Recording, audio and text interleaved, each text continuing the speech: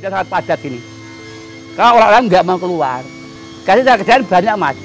Orang yang lahir di sini ini secara langsung, mohon maaf mungkin mempunyai darah seni kaitannya dengan kerajinan tembaga ini. Yang masih rutin ke Malaysia, Amerika masih tetap, Singapura, kayak gitu, kayak Korea ya ada. Nek omset itu ya ibaratnya dibikin kurang lebih rata-rata itu dalam seminggu 50-an juta.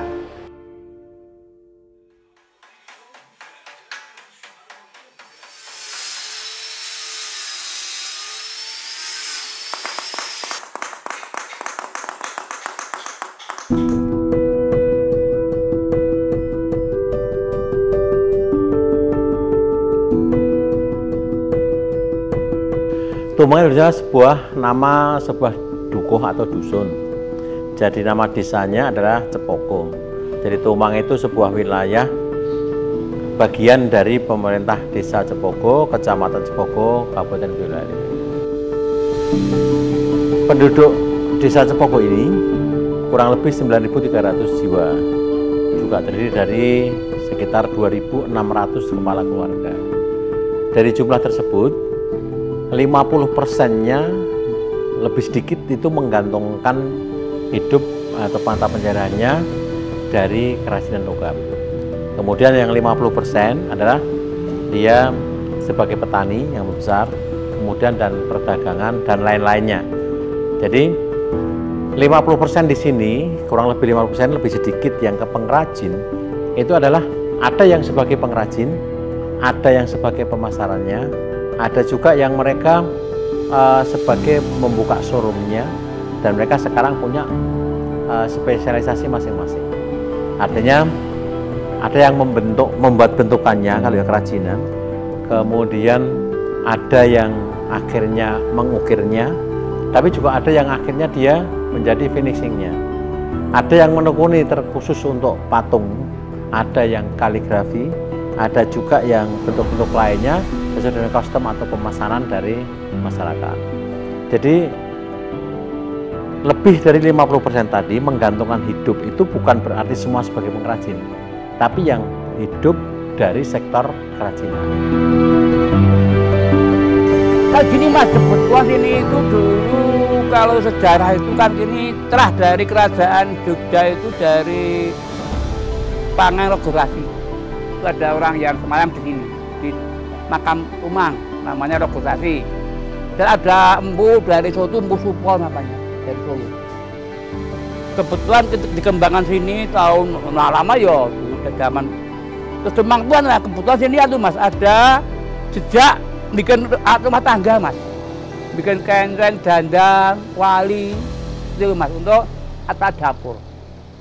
Jadi orang-orang itu sukanya memang kreatif dulu mas, kreatif, bikin ide-ide baru gitu mas.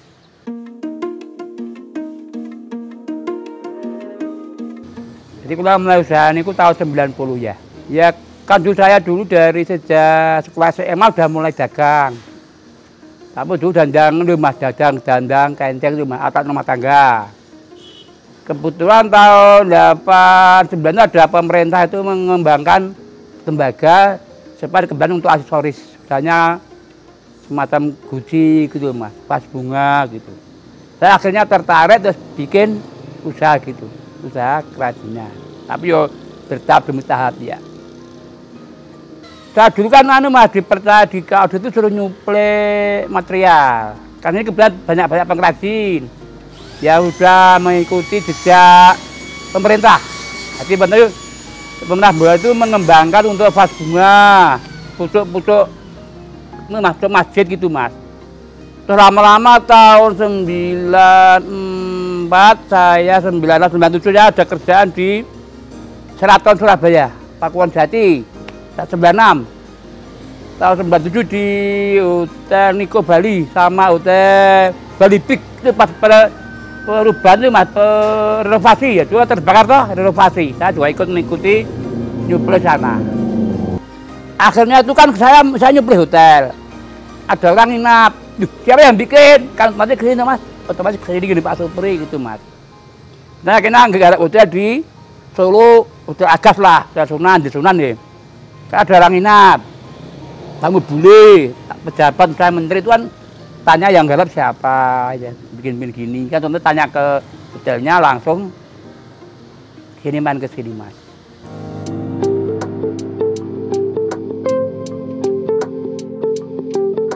Saya kalau awalnya kita bersatu dengan Bapak almarhum Pak Supri Haryanto, tapi tahun 2000 itu kita sudah mandiri.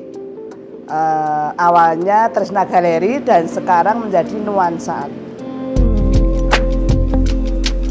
Pak Supri itu perintis pionir gitu ya, yang mereka yang dulunya karyawannya banyak dan sekarang mereka sudah mandiri dan alhamdulillah anak buahnya itu sukses, banyak yang sukses. Bapak itu kan anak asuhnya Pak Sabto Hudoyo. Itu awalnya di sana kan sering ada tamu-tamu bule. Yang waktu itu bule itu satu bis ke sini gitu loh. Itu kan terus lama-kelamaan dikenal. Jadi kayak kalau orang sini tuh Jawanya gedok tular. Jadi dari mulut ke mulut mereka jadi tahu gitu. Orang yang satu beli terus mungkin merasa puas, bagus, terus bilang ke temannya, jadi mereka senang. Terus ya gitu.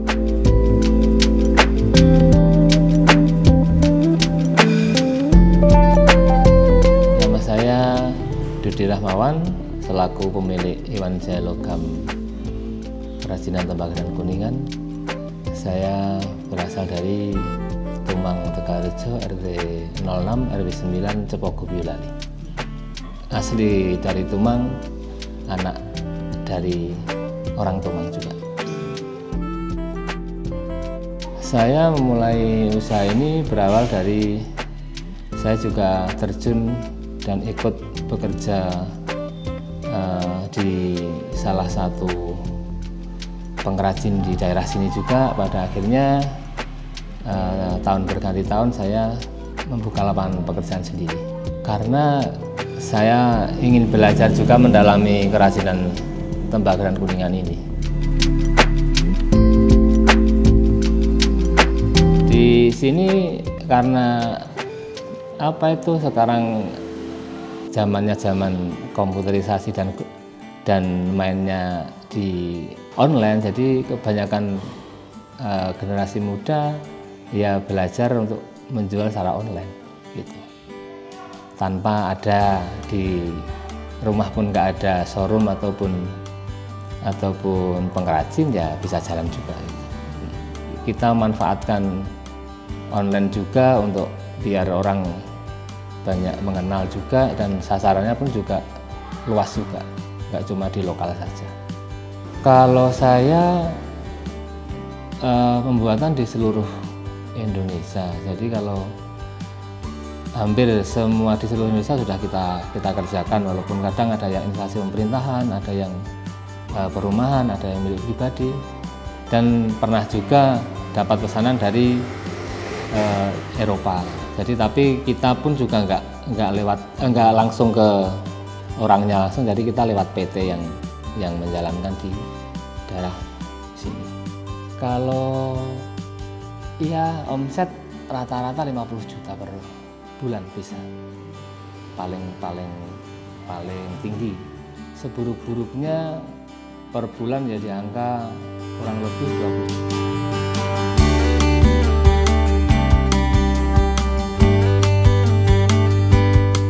Ekspor kita sering sebetulnya. Kalau dulu banyak ya sampai kontaineran ya, cuman sekarang enggak. Alhamdulillah masih rutin, tapi sedikit-sedikit paling 2 box, 3 box gitu yang masih rutin ke Malaysia. Amerika masih tetap, Singapura, kayak gitu, kayak Korea ya ada. Tapi memang permintaannya beda-beda. Kalau Malaysia macam-macam, ada vas bunga, ada kaligrafi, hiasan dinding. Tapi kalau Amerika itu kebanyakan lampu, wastafel, batap kayak itu. Bahan bakunya ibaratnya masih impor. kita ambil dari Bulgaria, ada Korea, dan Cina. Aluminium di Indonesia ada, disediakan. Tapi kalau aluminium kan kebutuhannya kita cuma sedikit aja untuk alat masak. Nek omset itu ya ibaratnya dibikin kurang lebih rata-rata itu dalam seminggu 50-an juta gitu. SDM ya ada juga.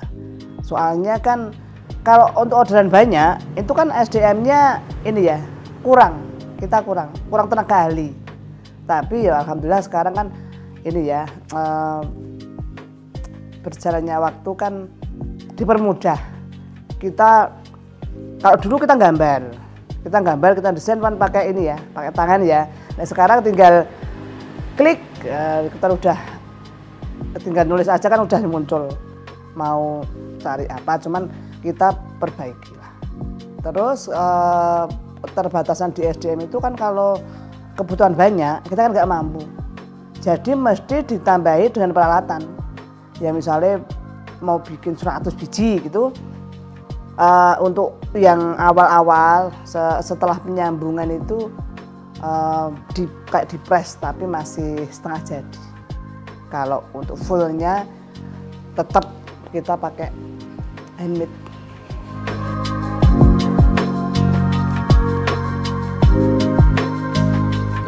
Kendalanya Mas, ini karena generasi muda sekarang ya nggak ada yang belajar kerajinan walaupun pengukiran atau pembentukan, jadi kita agak kesulitan di tenaga kerja. Jadi agak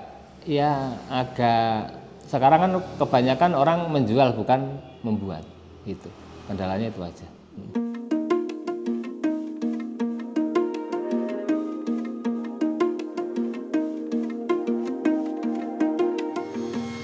Katakan anggarannya memang itu penduduknya mas, penduduknya puas banget mas, penduduknya sangat padat ini. Kalau orang-orang nggak mau keluar, kasih saya kerjaan banyak mas.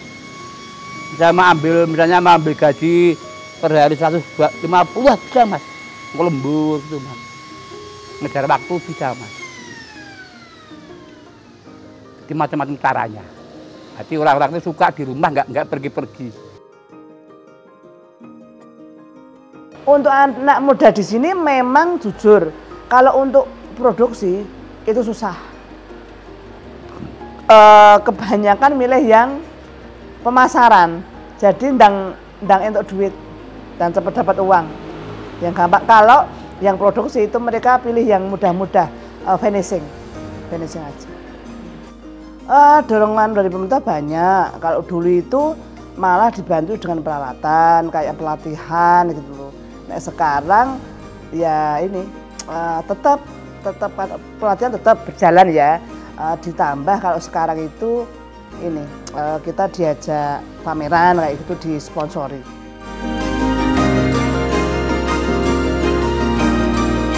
Nah ini salah satu termasuk saya selaku kepala desa, pemerintah desa itu juga ada kekhawatiran. Nah, jadi untuk regenerasinya, untuk menumbuhkan bahwa dia memang harus dari awal seperti yang lain pada yang mereka bisa menata, bisa membentuk, bisa mengukir, ini juga sudah harus kami kembangkan.